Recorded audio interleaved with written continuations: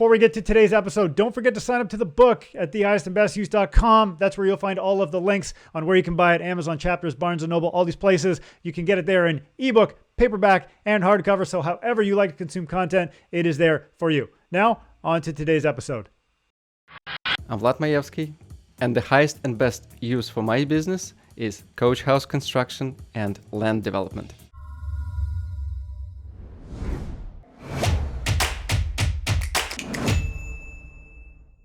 Thanks for tuning into the Highest and Best Use Real Estate Podcast, where we talk about techniques to optimize your land, structure, skill sets, and time, as well as the highest and best use principles to make your business more profitable, productive, and efficient. I'm your host, Ryan Carr, reminding you that good deals are found, great deals are created. And my guest today, Vlad Maevskiy, my man. Thank you so much for being here. Oh, thanks so much for having me. Yeah. It's amazing. It's my first ever podcast. So I'm so thrilled. I'm so excited for you. This is going to be great. You look good today. You sound awesome. I'm fired up for this. So a little bit about you. You started investing in 2005. You've done about 25 deals or so.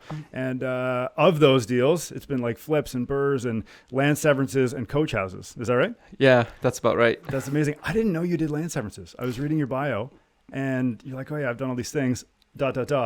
land severances as well. I'm like, oh, this guy's the best. Yeah. Well, it's been always attractive to me to try because, again, I'm also like yourselves, love to optimize and maximize profits and try to find the best use. And I found that this is quite lucrative strategy to create an additional value out of just, okay, you sever the lot and you have an additional exit strategy or additional options.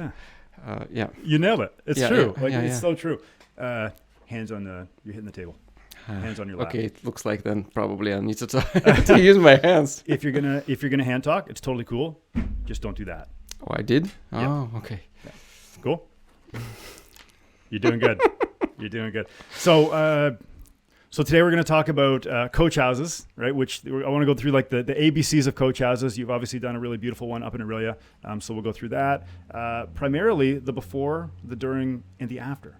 Okay, so like what does a good deal look like on the way in? How did you do it? And then at the end of it, did you keep it? Did you sell it? What does that look like? So that's the flavor of today's show. And I also want to ask you about your land severance because I'm genuinely curious. That wasn't part of the plan today, but what the heck? We're here, right? Yeah, no problem. Of course. So let's be happy to talk about it. Let's kick it off with the coach houses. So what does a coach house mean to you and how do you identify a good deal? Well, for me, the coach house is definitely an opportunity to maximize the cash flow, create an additional revenue. And I believe if you find a good enough property at a good enough price, then the lot that you can maximize the value of at the back, you can, I believe you can build a unit. You can create a brand new unit at much less of a cost. And if you compare, especially in the market that was rising, if you take your original building, and figure out the value of each unit in it, the new constructed unit will be way less and more efficient from the perspective of the cash flow that created after you build it. Because you already own the dirt, so you're putting an extra unit on that dirt that you already have. Absolutely. And you can maximize that. Absolutely, you maximize that. Yes. Such a great use of space. Yes, I agree. Right. Especially with a deep backyard. I mean, obviously deep backyards are so key for some of these coach houses. The lot that you had, how deep was that yard? It's 153 feet deep. That's awesome, right? That's so good. Lots of space for parking and all this stuff? Yes, and the parking, we had to utilize space a little bit in the front, and also we created a additional parking in front of that house at the back.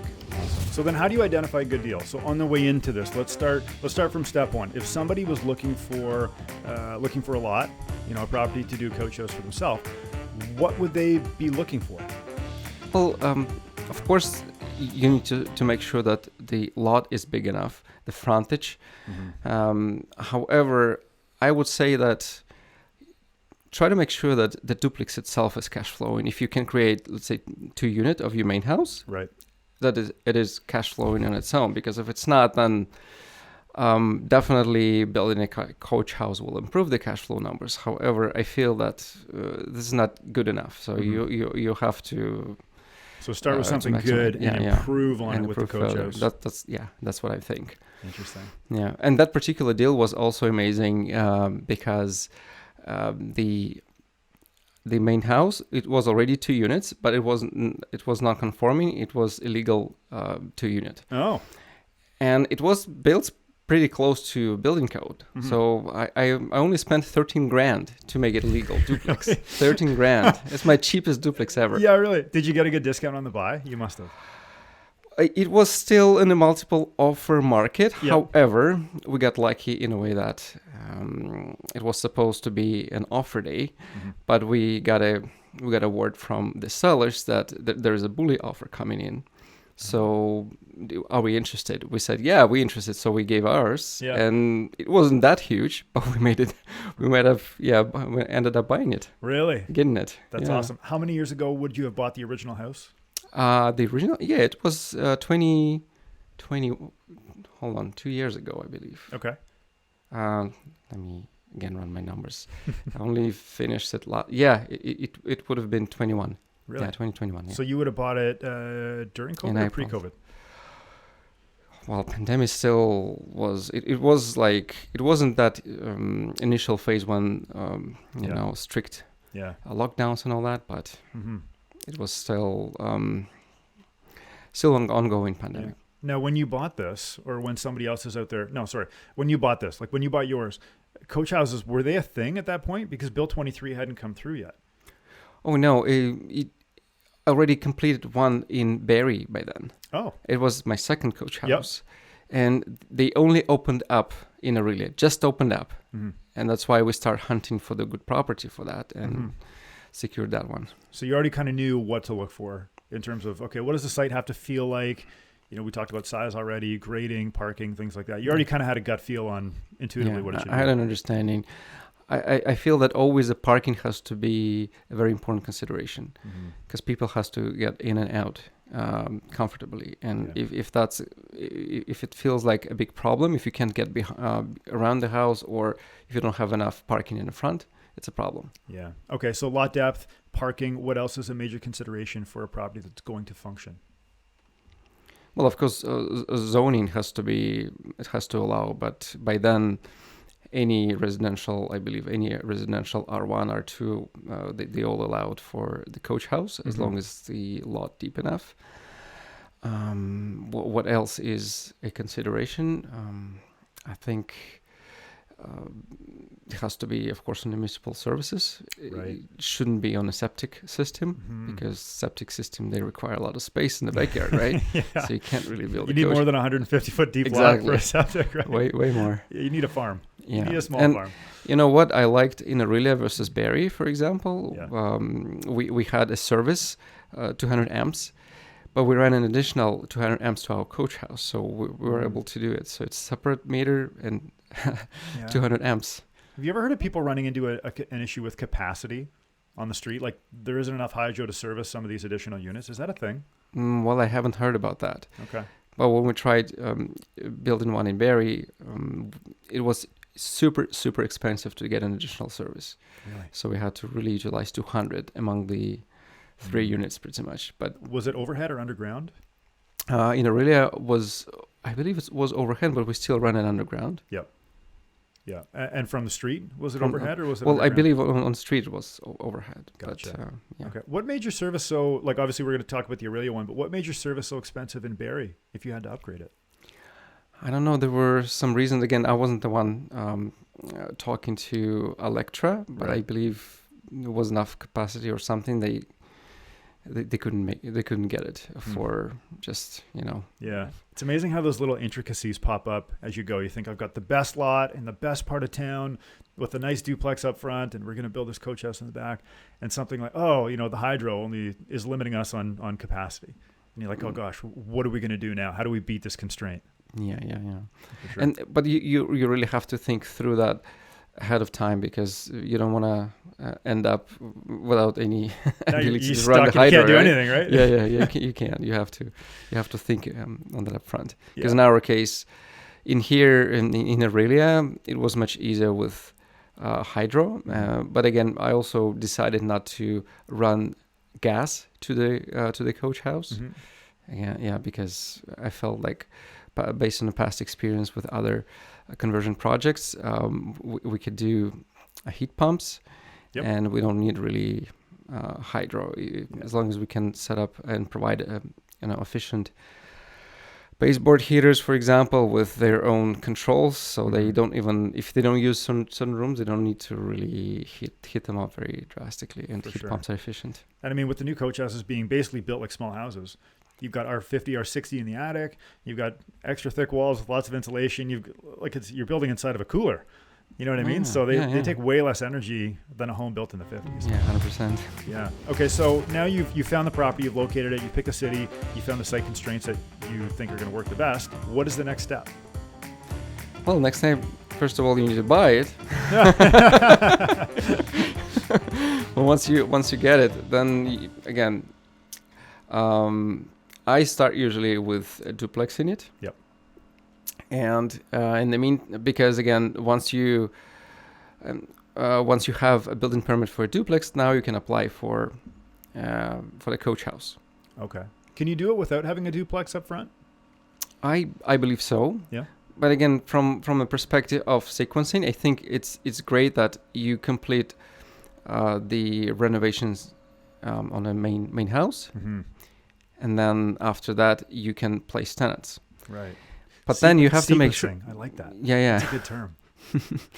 But then you need to make sure that, my opinion, the tenants actually know what's happening at the backyard. You don't want to really surprise them, and it's best if surprise, you have no yard. Exactly.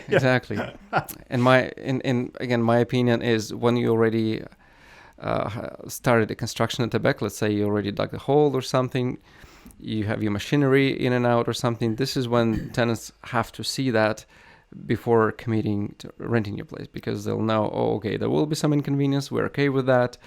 It's not a big surprise, and maybe 3-4 months we're gonna tolerate that, but after that it's gonna be over. But we won't have backyard as could be normally in a bigger lots, but it's okay with them. Do you put that in the lease when you're placing tenants? No, you just verbally tell them, hey, this is what's happening. Yeah. Well, in Aurelia, actually, we had tenants already there. But we had to tell them, okay, there's going to be a construction at the backyard. You will lose the backyard. And then eventually they all left. They didn't like it. And we were happy. Because you turn it over for higher rents at that point? Oh. Yeah. So they left. You got to build your coach house. And then you got higher rents as a consequence of what happened. Yeah. And I didn't mind that. Yeah. Yeah. Great. So now you've acquired the property. What's the next step in the phase? What's the next sequence? Next sequence. True. Again, depending on your circumstance, like in our case, we had to let our tenants know. But what I did, I usually apply for permits to legalize, to make a legal duplex. And after we got the permit for that, we can start on that. But at the same time, we need to work on drawings and everything to prep paperwork to apply for a coach house, because that takes much longer.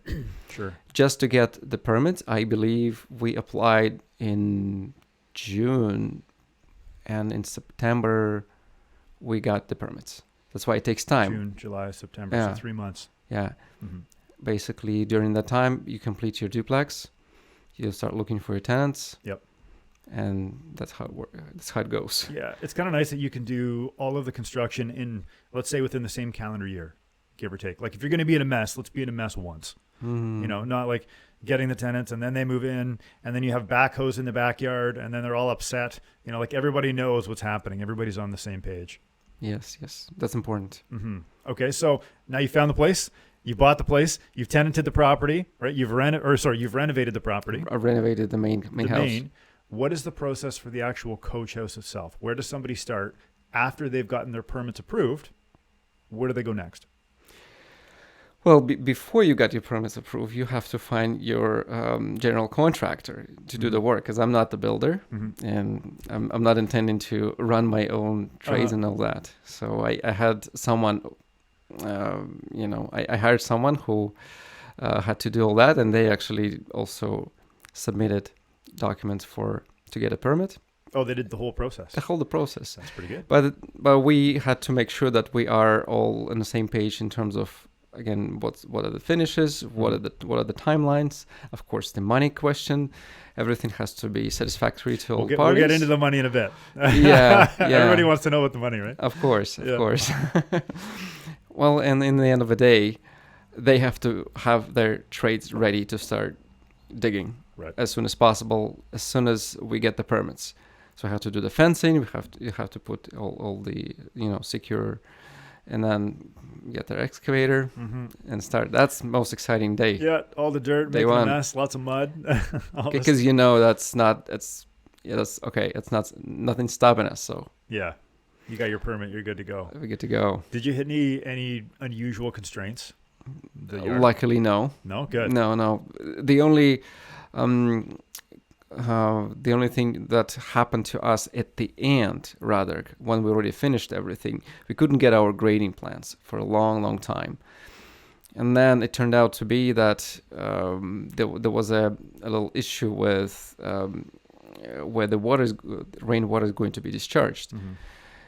And they felt like the way the grading was, we had to create a catch basin kind of thing, like a huge thing in front of it, and we couldn't even pave it in front of it. Oh, wow. So I had to, what I had to do, I had to talk to the neighbor at the back. Yep. Neighbor at the back is a huge lot. It's kind of wooded it's at the rear end. It was wooded. So I contacted the lady, and she was okay allowing me to discharge excess water to her property because she didn't mind. Really? I told her, and I got a letter from her, and then we had our grading plans redone. But by then time, it already was too late, so I still haven't paid it. So I'm hoping to do it. So they let you discharge your water because you're taking up more of the site, which means there's less room for the water to actually absorb into the soil. They let you send water to the neighbor's lot. Yeah, but again, you wouldn't expect it's going to be a normal case of a normal rain. It's only like a 100-year-old store. 100-year flood, yeah. Something like that. It's only in that circumstances. And yeah, so for that matter, you just talk to people, I guess. That's incredible. I've never heard of somebody being allowed to do that. Like I've done a development in the past where I could send it to like environmentally protected land, like a forest or something like that. But that was owned by. It looked like a forest at the end, to be honest. But it wasn't. But it was owned by the government. It was EP, right? It wasn't somebody else's lot. So that's amazing that you were able to make that work. Yeah. I used to like smooth talk the neighbor, and they're like, "Oh yeah, don't worry, Vlad. Just send your water my way." Yeah. Wow. Let's talk about grading plans and some of the site surveying and things like that. What's the process there to make that happen? Yeah, well, you definitely need to do a survey. But again, I may not be 100% clear on exact, sequence in terms of what goes first, what goes. But I believe the survey you have to get prior you getting the permit even. Right. They were okay to wait for the grading plans though. Oh, wow. Yeah. And for me, it was a surprise because that work started pretty much at the beginning, say, I don't know, October 2021. And then we only got some plan, I believe, end of July.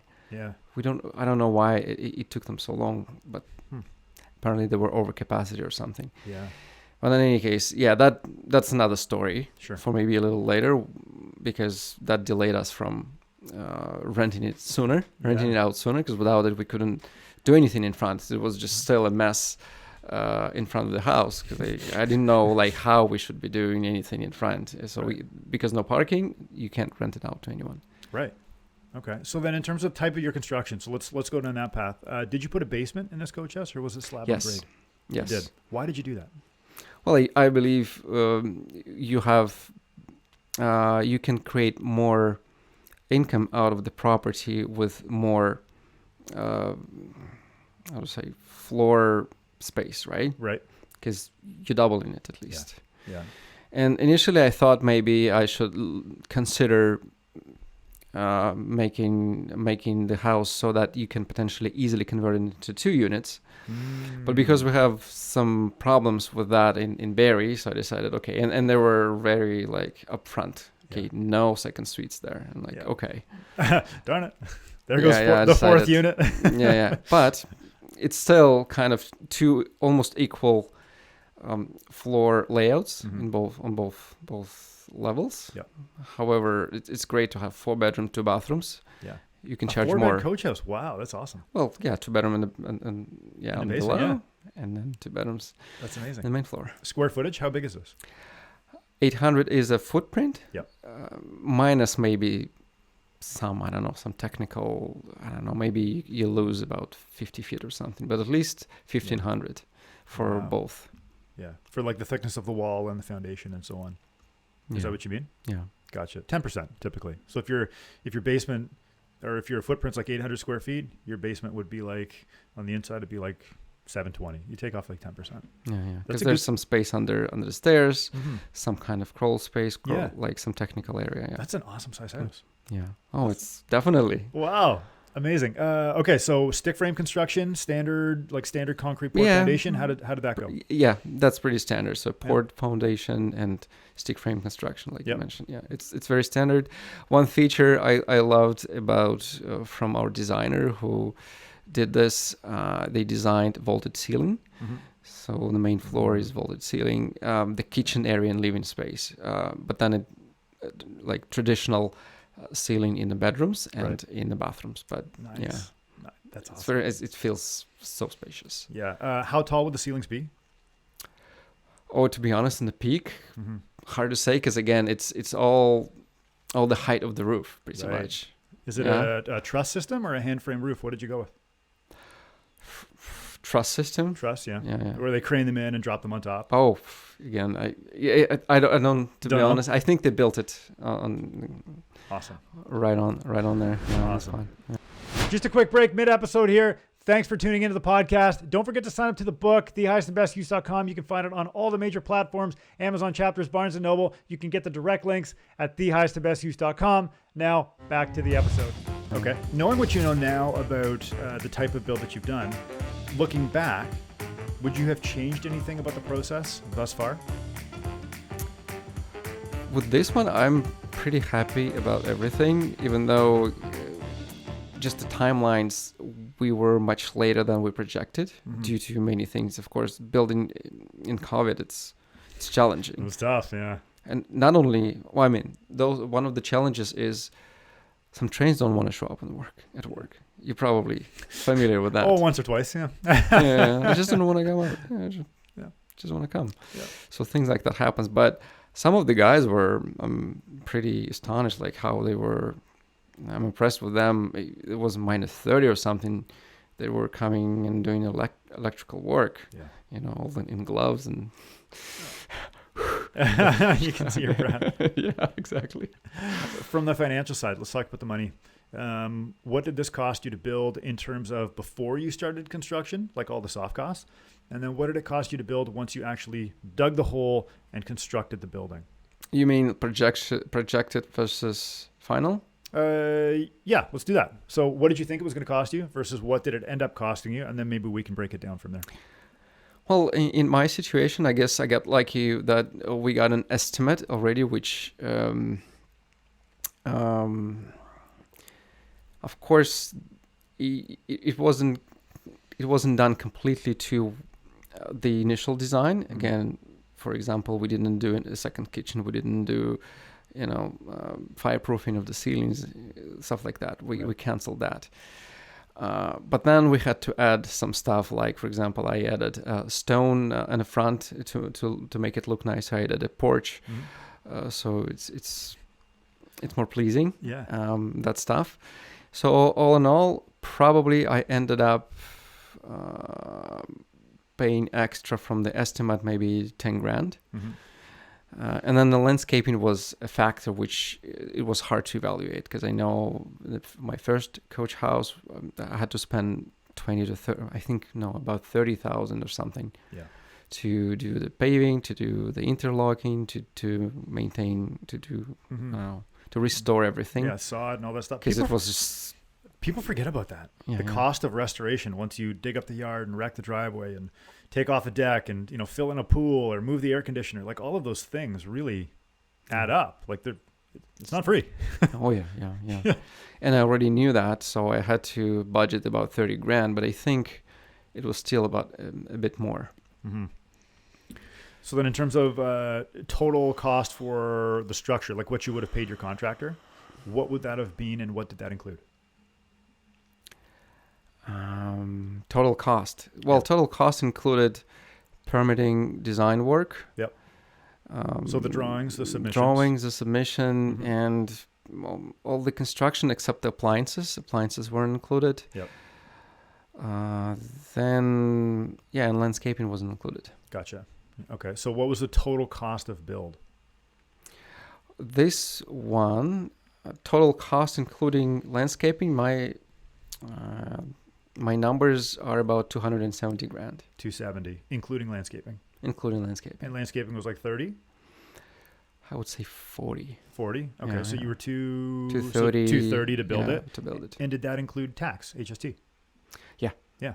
So you're 230 all in, plus landscaping, and that included your build and the permits. Did that include surveying and grading plan, or was that extra? Yeah, included. Yeah. Awesome. That's great. What do you think your projected return would be on that particular unit based on the rents that you're getting? Oh, okay. So I didn't run that particular number. Yeah. However, I rented it at $2,750. Yeah. So that $2,750 plus times like 12, 32 grand a year or so. Yeah, something like that. Something like that. Yeah. Yeah, we can run a quick math, but again, it's okay. Let me give you exact number then. No, it doesn't. Just ballpark is fine. But I mean, if you're 33 grand, like that's cool. Yeah, and divided by 270, then it's 12%. Wow. I mean, where would you get it? Reliably 12%, right? And that's without refinancing. That's without extra leverage. Yeah. So let's talk about financing. When you bought the house, how did you buy it? What type of financing did you use? Well, I had to take a B lender, Home Trust. Yep. And Home Trust, you know how it works. Usually they lock you up for a year. Right. You can't refi and you can break it up unless you sell it. Right. And then by the time there was an anniversary, we weren't finished. So what'd you do? Just extended it. Rolled into an open term. And to be honest, I'm happy with that because of the rates, the way they creeped up. Yeah. So now looking at it, 439, I think that's what I got it for. It's it's fixed. Yeah. So, but comes April this year, okay, I need to think about. So you say you bought the house for $439,000? No, it was 439 is a rate. Oh, interest rate 4.39. 4.39. Gotcha. Yeah. Okay. I'm with you. Yeah. That's pretty for a B lender. That was pretty reasonable back in the day. Yeah. I mean, now you're 8% or something. Now it's probably We'll see how it goes. Yeah. But for now it's good. So have you refinanced it at all, or did you? This one no. Yeah, it's going to be. We'll see again because my situation is again not as easy in terms of qualifying and showing your income and all that. Mm-hmm. So it's not as easy as a real estate investor, considering how many properties we got and how many other mortgages we got. Yeah. True. So I may just continue and extend it to whatever rate they offer and wait like everybody for an improvement in the future. Do you own this one yourself or with partners? No, this is our own, and the other coach house also our own. Yeah. So because you have other properties, you couldn't go to the traditional bank, which means you can't refinance because you're all jammed up in a mess, right? Yeah. It wasn't possible. Yeah. Interesting. So then if you took on a partner for something like this, right, how would that deal strategically look? Like, would that allow you to refinance by giving up half of the equity, or how do you think that would look if you went down that path? Well, I think considering how much it was appraised at, what was it? It would be pretty easy to refinance, extract everything out. It was appraised at 1.28. Yeah. Yeah. That's amazing. So we were all in at 845 to my estimate. Holy smokes. Yeah. So 1.28, so call it 1.3 just for quick math. And you're in for how much? We're in for 845. Oh my God, dude. That's a huge lift. Yeah. Where do you think most of the money was made on this deal? Do you think it was made because you bought right, or because the market appreciated, or where is it made? We bought it, I believe we bought it lucky. I started to lift to get a lot of appreciation, and we bought it, I guess, also lucky in a way that we didn't have to invest too much into duplexing, because it was already 2-unit. Right. So that was a very good factor. So your conversion cost is just so low. Conversion cost much lower. Yeah. Because the first one we did, we had to spend way more just because the duplexing was about 100 grand. Yeah. Maybe even more. Yeah. Yeah. I've heard of people spending over 200,000 on a basement apartment. Oh, wow. So the fact that you could do yours to get it legalized and dialed in for 13 grand 13, yeah. is insane. This is just a jackpot. That's insane. Yeah. Wow. Okay. So if somebody was wanting to do what you've done, knowing what you know now on the back end of this project, you've done it, it's completed, it's rented, life is good. What would you tell them? Okay.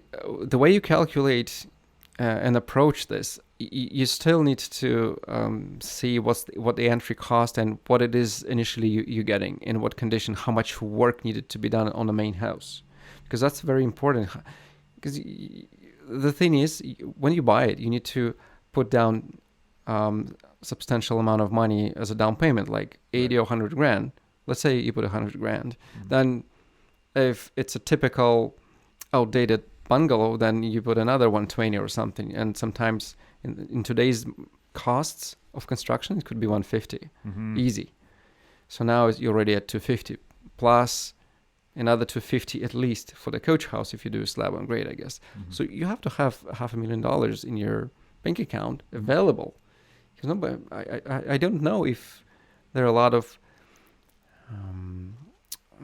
lenders would lend you to build your coach house. Because you didn't go construction financing on this. You had cash. No, I had my HELOC. HELOC. Yeah. Yeah. So I recycling after I refied my first coach house, where it was a really huge success. We pulled out 95% of our money. Wow. Yeah. And that's the way you recycle, where you finished one and you go and fund another. You've done 25 deals. Of those 25 deals, how many times have you recycled like this? Well, with market appreciation, whenever I had a chance to, I mean, the thing is, some of it was used of our own primary residence as well, which appreciated. I didn't really, project in my head, okay, how many times I did exactly that. But as soon as we had available capital and we felt like we can qualify, and the market conditions, of course, were favorable, we were trying to hunt for another deal. Yeah. Would you consider this highest and best use for an infill residential project? After Bill 23, I don't know. I have to yet see if it's easier just to find those houses where you can add a third unit. Yep. Like within the existing structure instead of within building structure using, or maybe you're being a builder, you know how much it is, for example, let's say to find a good bungalow and maybe build an addition on top, or maybe an addition at the back. Okay. What's easiest? Right. I don't know. I don't know those numbers, because I think building brand new house, it was simply, it's pretty expensive, and it's a necessity. It's just the only way to maximize your lot. But now times change, so we don't have to do it this way now, right? Yeah. Isn't it interesting how things come and go? Like today, some property might not be a great deal, but tomorrow that thing's a great deal because the policy has changed, allowing you to do something else. Exactly. Wow. Because I have another project which I'm contemplating. Before the Bill 23, we thought, okay, how do we maximize it? It's in Barrie, so it was a big lot and one house on it.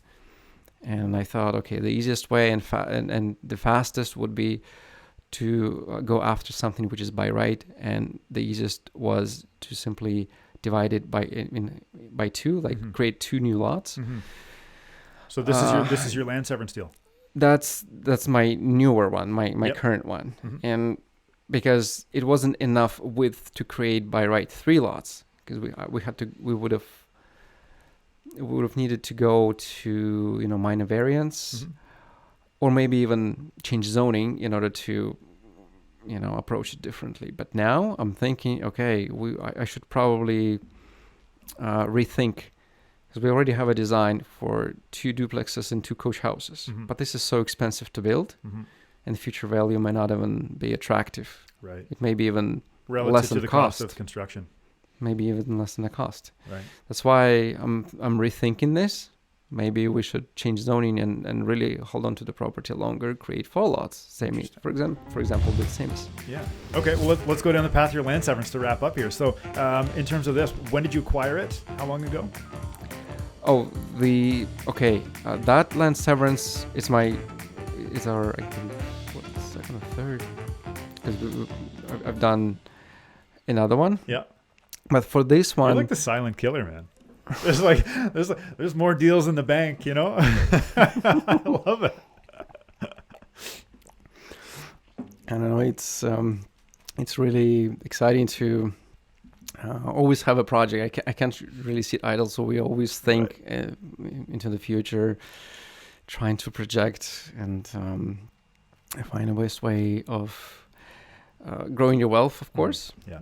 But at the same time, it's very exciting to create something new, to create something out of not nothing, but at least from something to something else. Yeah. It's amazing. Yeah. Underutilized. Taking something out of you, it's a really good feeling. Yeah. To say, well, there was nothing here before, and it was kind of a hodgepodge of construction or whatever it was, and then you chop it up and you make beautiful, beautiful product. Exactly. So how did you find the land severance? Let's talk about the most recent one. We'll just narrow in on that. Frankly speaking, I didn't look for it.